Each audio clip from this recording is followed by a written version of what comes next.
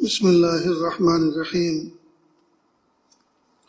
الحمد للہ وکفا وسلام علی عبادہ الذین اصطفى اما بعد اعوذ باللہ من الشیطان الرجیم بسم اللہ الرحمن الرحیم انما المؤمنون اخوہ وقال النبی صلی اللہ علیہ وسلم الدین النصیحہ او كما قال النبي صلى الله عليه وسلم سبحان ربك رب العزة عما يصفون وسلام على المرسلين والحمد لله رب العالمين اللهم صل على سيدنا محمد وعلى آل سيدنا محمد وبارك وسلم اللهم صل على سيدنا محمد وعلى آل سيدنا محمد وبارك وسلم اللهم صل على سيدنا محمد وعلى آل سیدنا محمد مبارک وسلم۔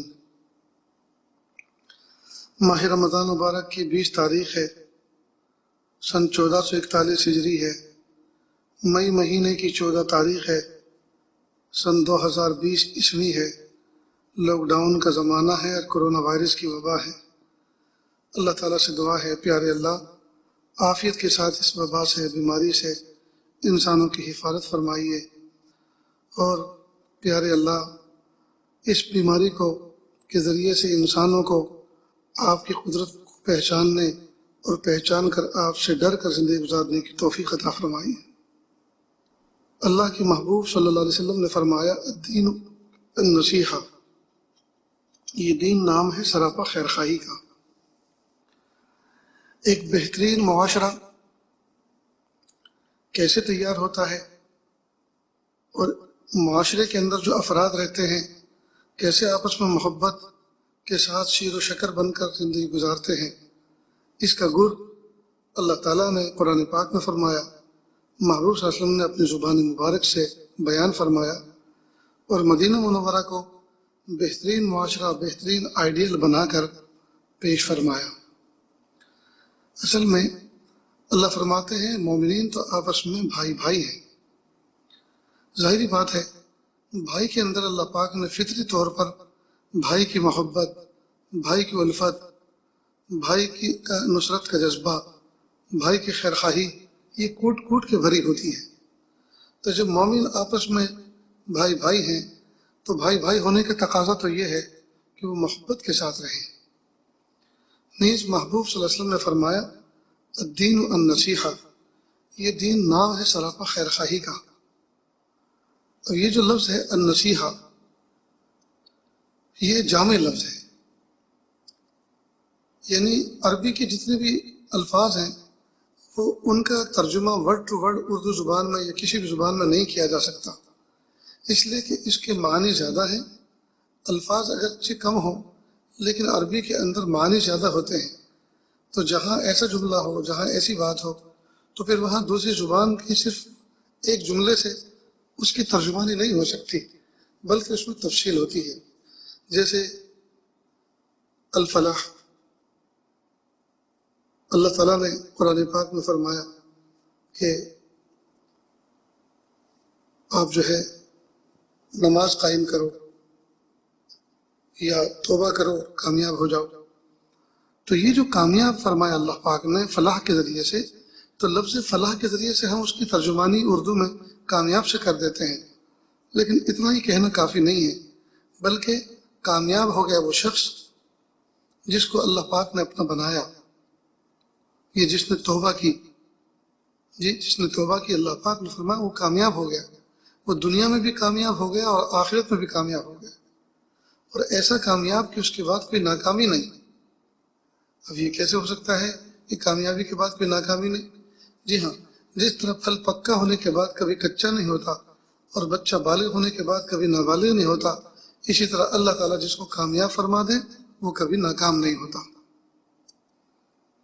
اسی طرح یہ جو ہے لفظ نصیحہ، نصیحہ کے معنی اس کی میں بھی خیرخواہی، تو خیرخواہی مطلب صرف ایک لفظ ایک چیز کی خیرخواہی نہیں، دنیا کی بھی خیرخواہی، آخرت کی بھی خیرخواہی، دنیا کی بھی خیرخواہی مراد ہے اور آخرت کی بھی خیرخواہی مراد ہے۔ یہ کیسے ہو سکتا ہے کہ ایک مومن بندہ کسی گناہ میں اور اپنی آخرت کو تباہ کرنے میں اور برباد کرنے میں لگا ہو اور ہم جو ہے اس پر مطمئن رہیں؟ معلوم ہوا کہ ہماری خیرخواہی یہ ہے کہ ہم اس کی دنیا کے نقصان کو بھی نقصان سمجھیں اور آخرت کے نقصان کو بھی نقصان سمجھیں۔ دنیا میں فیکٹری اس کی جل رہی ہے، ہم فائر بریگیڈ بلا کے اس کی آگ بجھانے کی کوشش کر رہے ہیں۔ گھر میں آگ لگ رہی ہے تو اپنا ہینڈ پمپ چالو کر کے یا اپنا سمرسیبل چالو کر کے ہم اس کے لیے پائپ لائن فراہم کر رہے ہیں اور آگ بجھانے میں اس کا تعاون کر رہے ہیں۔ تو جس طرح سے ہم نے اس کے دنیا کے نقصان کو نقصان سمجھا، ہم آخرت کے نقصان کو بھی نقصان سمجھیں۔ اور آخرت کا نقصان یہ کہ ایک مومن بندہ نماز نہیں پڑھ رہا تو یہ آخرت کا نقصان ہے، ایک آدمی شراب پی رہا ہے تو یہ آخرت کا بھی نقصان ہے اور دنیا کا بھی بظاہر نقصان ہے۔ ایک آدمی غیبت کر رہا ہے، اس میں آخرت کا نقصان ہے، جھوٹ بول رہا ہے، آخرت کا نقصان ہے، کسی مومن کو تکلیف دینے کی پلاننگ کر رہا ہے، دنیا کا بھی نقصان ہے اور آخرت کا بھی نقصان ہے۔ تو مومن کو چاہیے کہ مومن ایک دوسرے کے لیے سراپا خیر خواہ بنے، اس کی دنیا کے بھی نقصان کو نقصان سمجھے اور آخرت کے نقصان کو بھی نقصان سمجھے۔ تو یہ ہے محبوب صلی اللہ علیہ وسلم فرمایا الدین النصیحہ، دین سراپا خیر خواہی کا نام ہے۔ سبحان اللہ، جس زمانے میں محبوب صلی اللہ علیہ وسلم کی لائے ہوئے طریقے پر بندے 100% چلتے تھے اور اللہ تعالیٰ کی بتلائی ہوئی گائیڈ لائن کو فالو کرتے تھے اور اسی نقش قدم پر چلتے تھے جو محبوب نے نشان چھوڑے تھے پیچھے، یہ امت دنیا یہ دن میں بھی مسکراتی تھی اور راتوں کو بھی خوش رہتی تھی۔ لیکن عجیب بات ہے، جب سے ہم نے محبوب کے طریقے کو چھوڑا، اللہ کے احکام سے منہ موڑا، ہماری زندگیوں سے خوشیاں ختم ہو گئی، خوشیاں ختم ہو گئی اور اس کی جگہ پہ غموں نے لے لیا، آفات و بلیات نے لے لی۔ ہمیں چاہیے کہ ہم اگر دنیا اور آخرت میں خوشحالی چاہتے ہیں تو ہم محبوب صلی اللہ علیہ وسلم کے طریقے کو فالو کریں، اللہ تعالیٰ نے جو گائیڈ لائن دی ہے محبوب صلی اللہ علیہ وسلم کے ذریعے سے ہم ان کو فالو کریں، اس پر چلیں، تبھی ہم دنیا میں بھی سکون کے ساتھ رہ سکتے ہیں اور آخرت میں بھی کامیابی ہمارا مقدر بنے گی۔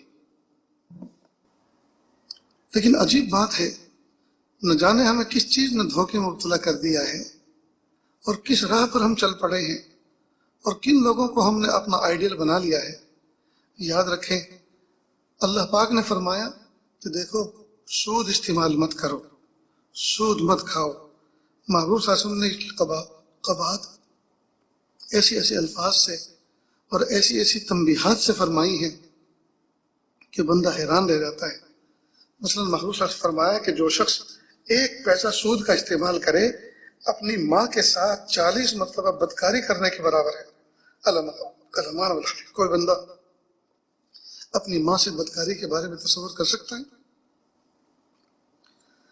اب ہم نے اپنے محبوب صلی اللہ علیہ وسلم کی تعلیمات پر تو غور کیا نہیں اور ہم نے اپنے دائیں بائیں دیکھا کہ بے ایمان لوگ جو اللہ کی نافرمانی کرنے والے ہیں، شرک کرنے والے ہیں، مشرک لوگ، ان کو دیکھتے ہیں کہ یہ تو سود استعمال کر رہے ہیں اور یہ تو ڈیولپ ہو رہے ہیں، یہ تو ترقی کر رہے ہیں، یہ ہمارے مولوی ملا، یہ ہمارے قائد، ان کو کیا ہو گیا ہے کہ یہ لوگ دیکھتے نہیں ہیں؟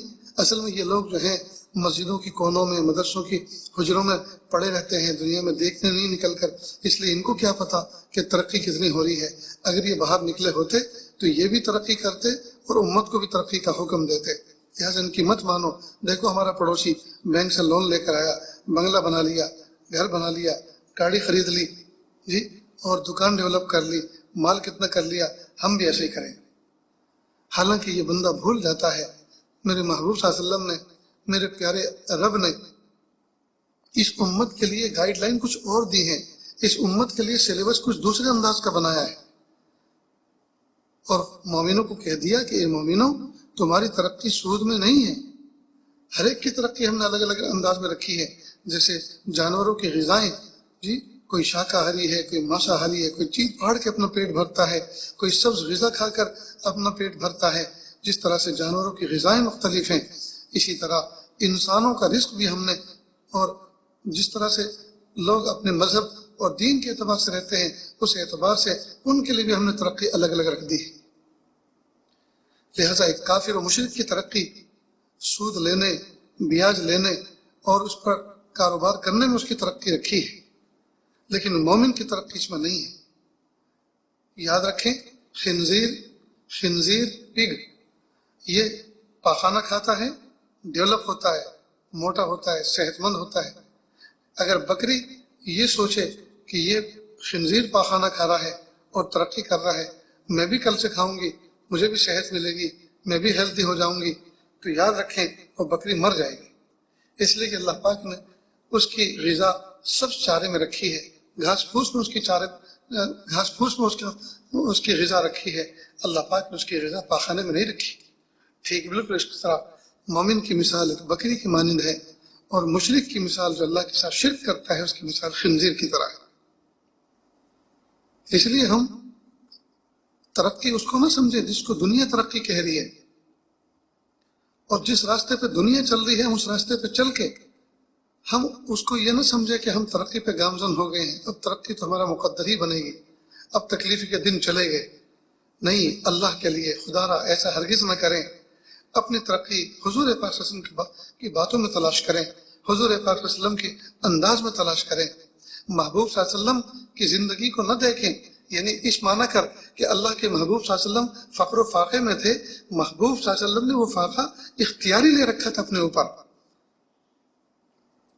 محبوب صلی اللہ علیہ وسلم نے یہ میرے اور آپ کے لیے تکلیفیں اٹھائی تھی، محبوب صلی اللہ علیہ وسلم۔ اور رہی بات یہ کہ آپ صلی اللہ علیہ وسلم کو کنگال قلاش نہیں تھے، اللہ کے محبوب صلی اللہ علیہ وسلم تو بہت مالدار تھے، بہت مالدار تھے، لیکن انہوں نے اپنی ذات پر اس کو خرچ نہیں کیا، امت پر خرچ کیا، امت پر خرچ کیا۔ کہیں شیطان یہ دھوکہ نہ دے دے کہ محبوب صلی اللہ علیہ وسلم کے طریقے پر چلیں گے تو فاقے آئیں گے، نعوذ باللہ، ہو ہی نہیں سکتا۔ وہ دن تو چلے گئے، محبوب صلی اللہ علیہ وسلم تو پوری امت کے لیے فاقے برداشت کر کے مجاہدے کر کے گئے کہ میری اس برکت سے، ان مجاہدوں کی برکت سے میری آنے والی امت پر اللہ پاک راستے کھول دیں گے۔ یقیناً کھل گئے۔ آج امت افطار کے موقع پہ دیکھو کتنی ساری چیزیں سامنے رکھ کر افطار کرتی ہے، کتنی نعمتیں سامنے رکھی ہوتی ہیں۔ یہ محبوب صلی اللہ علیہ وسلم کی مجاہدوں اور تکلیف کی تو ہمیں معاوضہ مل رہا ہے، اس کا بدلہ مل رہا ہے، اس کا صلہ مل رہا ہے۔ تو محبوب صلی اللہ علیہ وسلم جو تکلیف برداشت کی وہ اس امت کی خاطر برداشت کی۔ 100 اونٹ اللہ کے محبوب صلی اللہ علیہ وسلم نے حج کے موقع پر قربان کیے۔ ہے کوئی مالدار ایسا؟ اور اللہ کرے قیامت تک کسی مالدار کا ذہن اس طرف نہ جائے کہ مجھے 100 اونٹ ذبح کرنا ہے، تاکہ میرے محبوب صلی اللہ علیہ وسلم کا فگر جو ہے وہ برقرار رہے، اپنی جگہ پر ریکارڈ برقرار رہے۔ تو 100 اونٹ ذبح کیے، تو 100 اونٹ کوئی غریب آدمی کرتا ہے؟ تو اللہ پاک نے ان کو مال عطا فرمایا، لیکن وہ مال اپنی ذات پر استعمال نہیں کرتے تھے، وہ میرے اور آپ کے اوپر خرچ کر کے گئے۔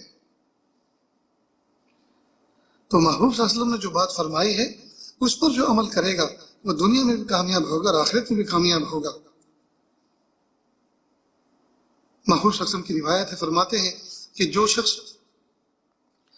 کسی بھی آدمی کا مال خشکی میں یا پانی میں اگر ڈوبا تو اس لیے ڈوبا کہ اس نے اپنے مال کی زکوٰۃ نہیں دی۔ معلوم ہوا اگر کوئی آدمی اپنے مال کو ڈوبنے سے بچانا چاہتا ہے، کئی مرتبہ کمپنی ڈوب جاتی ہے، کئی مرتبہ پارٹی ڈوب جاتی ہے، کہتے ہیں نا بھائی کروڑوں میں ڈوب گئے، تو خشکی یا تری میں، یعنی آدمی چاہے زمین پر ہو کاروبار کر رہا ہو یا شپ میں جو ہے وہ اپنی تجارت کر رہا ہو، دونوں جگہ پر گارنٹی اس بات کی ہے کہ آدمی اپنے مال کی زکوٰۃ دے۔ نیز صدقے سے اللہ کے محبوب صلی اللہ علیہ وسلم نے قسم کھا کے فرمایا، صدقہ دینے سے، صدقہ نکالنے سے مال گھٹتا نہیں، مال بڑھتا ہے۔ اب اگر کوئی شخص محبوب صلی اللہ علیہ وسلم کے اس فرمان کو پیش نظر رکھتے ہوئے صدقہ نکالے، زکوٰۃ نکالے، جی تو بھلا یہ کیسے ہو سکتا ہے کہ دنیا اور آخرت، دنیا کے اندر تری اور خشکی میں اس کا مال جو ہے ہلاک ہو جائے، اس کا بزنس لاس ہو جائے؟ ہو ہی نہیں سکتا۔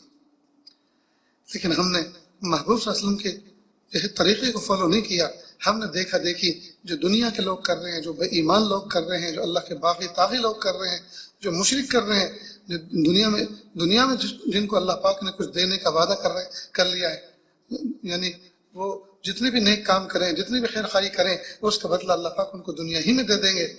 تو ان کے بدلے کو دیکھ کر، ان کی جو ہے ترقی کو دیکھ کر ایک مومن بھی دھوکے میں آ گیا، اور وہ سوچتا ہے کہ ان کے راستے پہ چلو تو جس طرح سے وہ ڈیولپ ہیں، وہ خوشحال ہیں، ہم بھی اسی طرح خوشحال ہو جائیں گے۔ تو میری ماں اور بہنوں یاد رکھنا، میرے بھائیوں یاد رکھنا، یہ بہت بڑا دھوکہ ہے، یہ بہت بڑا دھوکہ ہے۔ اس لیے ہم علماء صلحاء کی مجلس کو اٹینڈ کریں، جی کتابوں کو پڑھیں، بزرگان دین کی باتوں کو جی دھیان سے سنیں، ان کی باتوں کو سن کر اس پر چل کر ہم زندگی گزاریں گے تو انشاءاللہ دنیا اور آخرت میں کامیاب ہوں گے۔ یورپ کا ایک انگریز ایک مرتبہ بغداد آیا اور مقصد اس کا یہ تھا کہ میں اسلام کو دیکھنا چاہتا ہوں پریکٹیکلی طور پر کہ اسلام لوگوں کی زندگی میں، مسلمانوں کی زندگی میں کیسا ہے۔ تو وہ یہ دیکھنا ہے کہ مسلمان کیسے ہوتے ہیں اور اسلام کیسا ہوتا ہے۔ اس زمانے کا عراق جس زمانے میں، اس زمانے کا بغداد جس زمانے میں بغداد میں گیا، اسلام بچھایا جاتا تھا، اسلام اوڑھا جاتا تھا، اسلام سکھ کا رائج الوقت تھا۔ پریکٹیکلی زمانے میں جو ہے اسلام لوگوں کے جسم سے ظاہر ہوتا تھا۔ اب یہ آیا، چلتا رہا، گھومتا رہا۔ اس کو سیونگ مشین کی ضرورت تھی، یعنی چہرہ اپنا صاف کرنا تھا، شیو کرنا تھا۔ اب اس کو اس زمانے میں جیسے ریزر مشین آج کے اس زمانے میں جیسا بھی ہوتا ہوگا اس طرح جو بھی تھا، اب اس کو خریدنا تھا، اور جو اس کے پاس تھا وہ ناکام ہو چکا تھا۔ تو ایک دکان والے کے پاس گیا اور اس نے اپنی ریزر مشین کا نمونہ سیمپل پیش کیا اور کہا ایسا آپ کے یہاں ہے؟ دکان والے نے کہا ہاں ہے۔ تو کہا دکھائیے۔ تو اس نے وہ دکھا دیا۔ تو کہا اس کی پرائس کیا ہے، قیمت کیا ہے؟ اس نے قیمت بتائی تو اس کو مناسب معلوم ہوئی۔ تو کہا ایک پیس دے دو۔ تو اس نے کہا سوری، معاف کرنا، آپ جو ہے روڈ کراس کر کے سامنے والی دکان پر جاؤ اور وہاں سیم کمپنی کی سیم چیز سیم پرائز میں آپ کو مل جائے گی۔ اب یہ اترا دکان سے، روڈ کراس کیا، سامنے والی دکان پر گیا، وہاں جا کے اس نے دکھایا کہ یہ چیز ہے، کہاں ہے؟ کہ دکھاؤ۔ اس نے دکھایا تو وہی چیز جو پہلے دکان پہ دیکھی، پرائز اور قیمت پوچھی تو وہی جو پہلے دکان والے نے بتائی تھی۔ تو کہا ایک پیس دے دو۔ اس نے دے دیا، اس نے پیسے پے کر دیے۔ یہ لے کر واپس پہلی دکان پر آیا اور کہا کیا بات ہے، میں نے جب آپ سے پوچھا یہ چیز آپ کے یہاں ہے تو آپ نے کہا ہے، پھر آپ نے اس کو دکھایا، پھر جب میں نے آپ سے خریدنے کی بات کی تو آپ نے کہا کہ سامنے والی دکان سے لے لو۔ تو کیا آپ نے جو مجھے دکھایا تھا وہ آپ کے پاس سیمپل پیس تھا، نمونے کا پیس تھا، اور کوئی دوسرا نہیں تھا بیچنے کے لیے؟ کہ نہیں، میرے پاس گوڈاؤن میں ہے، کافی ہے۔ کہ پھر آپ نے مجھے کیوں نہیں بیچا؟ تو کہ اصل میں صبح سے اب تک میرے یہاں کئی کسٹمر گاہک آ چکے ہیں، میری بھگنی ہو چکی ہے، لیکن صبح سے اب تک اس کے یہاں کوئی گاہک نہیں آیا سامنے والی دکان پر۔ تو میں نے سوچا کہ اگر آج اس کے یہاں کوئی گاہک نہیں آئے گا اور اس کا کوئی سامان نہیں بکے گا تو آج اس کا چولہا ٹھنڈا رہ جائے گا، آج اس کے بچے بھوکے سو جائیں گے۔ تو میں نے سوچا کہ جو میرے اختیار میں ہے اتنا تو میں کروں، لہٰذا آپ ایک کسٹمر بن کے میرے پاس آئے تو میں نے آپ کو ان کے پاس بھیج دیا تاکہ اس کی بھی بھونی ہو جائے، اس کا بھی سامان بک جائے۔ وہ بڑا حیران ہوا کہ دکان والے تو کمپٹیشن والے ہوتے ہیں، وہ تو انگلیوں کے اشارے سے دوسرے دکان کی کسٹمر کو اپنے ہاں ڈائیورٹ کر لیتے ہیں، یہ لوگ اتنے خیر خواہ ہیں۔ اب وہ چلتا رہا، گھومتا رہا، دیکھتا رہا۔ اب اس کو بھوک لگی، وہ ایک ہوٹل میں گیا، اس زمانے میں جو بھی ہوٹل ہوتے ہوں گے، لہٰذا دسترخوان نیچے بچھا ہوا تھا، یہ ہاتھ دھو کر آرڈر دے کر بیٹھ گیا۔ اس کا کھانا آ گیا، اس نے کھانا شروع کیا۔ اس کے سامنے ایک نوجوان بیٹھا ہوا تھا، وہ بھی کھا رہا تھا پہلے سے، تو کئی مرتبہ وہ اس کو دیکھتا تھا۔ اس کی جب نظر اس نوجوان پہ پڑتی تھی تو وہ اپنی نظریں شرما کے نیچے جھکا لیتا تھا۔ خیر وہ کھا کر چلا گیا۔ اللہ کی شان، جب وہ کھا کر کاؤنٹر پر گیا، وہ نوجوان جو اس علاقے کا رہنے والا تھا، مقامی تھا، تو اس نے کہا کہ دیکھو یہ جو میرے سامنے بیٹھ کر کھا رہا ہے نا، یہ گورا کوئی انگریز معلوم ہوتا ہے، یعنی یہاں کا آدمی نہیں ہے، باشندہ، یہ باہر کا ہے، یہ ہمارے وطن میں مہمان ہے، لہٰذا اس کی میزبانی کا شرف میں حاصل کرنا چاہتا ہوں، اس کو میں دعوت کھلانا چاہتا ہوں۔ اب ظاہری بات ہے کہ یہ اجنبی ہے اور میں بھی مسافر ہوں، یہ بھی مسافر ہے، یہاں میں بھی یہاں کا نہیں ہوں، تو میں اس کو گھر پہ کیسے لے جاؤں؟ لہٰذا اس کا جو بل ہے میں پے کرتا ہوں، اس سے پیسے مت لینا، اور مہمانی کا شرف حاصل کرنا چاہتا ہوں۔ حضور پاک نے مہمانی کی فضیلت بیان فرمائی ہے۔ اللہ کی شان، جب وہ انگریز ہاتھ دھو کر اپنا بل پے کرنے کے لیے کاؤنٹر پر گیا تو کاؤنٹر والے نے کہا کہ آپ کا بل پے آف ہو چکا ہے۔ کہا کس نے کیا؟ کہا وہ جو نوجوان آپ کے پاس بیٹھ کے کھا رہا تھا اس نے کیا۔ کہا وہ میرا کیا لگتا ہے؟ کہ مجھے تو پتہ نہیں آپ کا کیا لگتا ہے، لیکن اس نے مجھ سے آ کر ایک بات کہی کہ آپ جو ہیں اس کنٹری کے نہیں لگتے، آپ کہیں آؤٹ آف کنٹری سے آئے ہیں۔ تو اس آدمی نے یہ کہا کہ میں اس کو اپنا مہمان سمجھتا ہوں اور اس کی مہمانی کا، اس کی میزبانی کا شرف حاصل کرنا چاہتا ہوں، لہٰذا آپ اس مہمان سے پیسے مت لینا، اس مہمان کی میزبانی میرے ذمہ ہے، لہٰذا میں اس کے پیسے پے کر کے جاتا ہوں۔ اور اسلام میں مہمان کو کھانا کھلانے کی اور میزبانی اس کی کرنے کی اس کی فضیلت ہے، تو اس نے اس پر عمل کیا۔ یہ انگریز بڑا حیران ہوا، اس نے کاؤنٹر والے سے کہا وہ کدھر کو گیا ہے، میں اس کو تھینک یو کہنا چاہتا ہوں۔ کہا وہ تو پتہ نہیں کہاں نکل گیا، اس نے آپ کے شکریہ کا بھی انتظار نہیں کیا، وہ تو اس کا بدلہ قیامت کے دن اپنے اللہ سے لے لے گا۔ وہ انگریز بڑا حیران ہوا، اس نے آگے سے کہا کاؤنٹر والے سے کہ بھائی اگر اسلام اسی کو کہتے ہیں اور مسلمان ایسے ہی ہوتے ہیں تو پلیز مجھے بتائیے اسلام کیسے قبول کیا جاتا ہے، میں اسلام ایکسیپٹ کرنا چاہتا ہوں۔ اور کھڑے کھڑے اس نے اسلام قبول کر لیا۔ میرے بھائیوں اور بہنوں، ایک زمانہ تھا جب ہماری چال میں اسلام چمکتا تھا، جب ہمارے گفتار میں اسلام چمکتا تھا، جب ہمارے معاملات میں اسلام چمکتا تھا، جب ہماری دوستی اور دشمنیوں میں اسلام چمکتا تھا، جب ہمارے میدان جنگ میں بھی اسلام چمکتا تھا۔ لیکن افسوس، صد افسوس، ہم تو گھر بیٹھے بٹھائے اب جو ہے نکمے ہو گئے، برے ہو گئے، ہم جو ہے ناکام ہو گئے، ناکارہ ہو گئے۔ آج ہمارے اسلام سے کوئی متاثر نہیں، آج اسلام کی تعلیمات سے کوئی متاثر نہیں۔ اس لیے ہوگا کیسے؟ اس لیے کہ اس کے پاس کوئی آئیڈیل اور کوئی نمونہ نہیں۔ اس لیے میرے بھائیوں اور بہنوں، آج سے ارادہ کرو کہ ہم انشاءاللہ اسلام کو اپنی زندگیوں میں سجائیں گے، اسلام کی روشن تعلیمات پر عمل کریں گے۔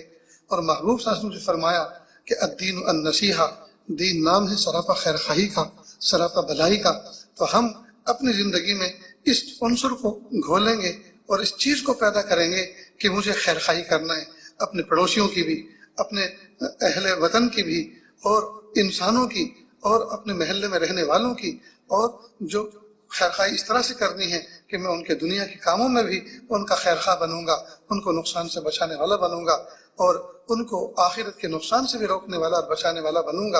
اور اللہ سے دعا بھی کریں کہ میرے پیارے اللہ، اس کا میں نے ارادہ تو کر لیا ہے، یہ صلاحیتیں بھی آپ مجھے عطا فرمائیں، کس موقع پر کس کے ساتھ خیر خواہی کرتے وقت مجھے کس طرح کا برتاؤ کرنا ہے، اور کس موقع پر کس انداز سے خیر خواہانہ کلام مجھے کرنا ہے، یہ اللہ مجھے نہیں پتا، کہ اللہ مجھے یہ صلاحیتیں بھی عطا فرمائے۔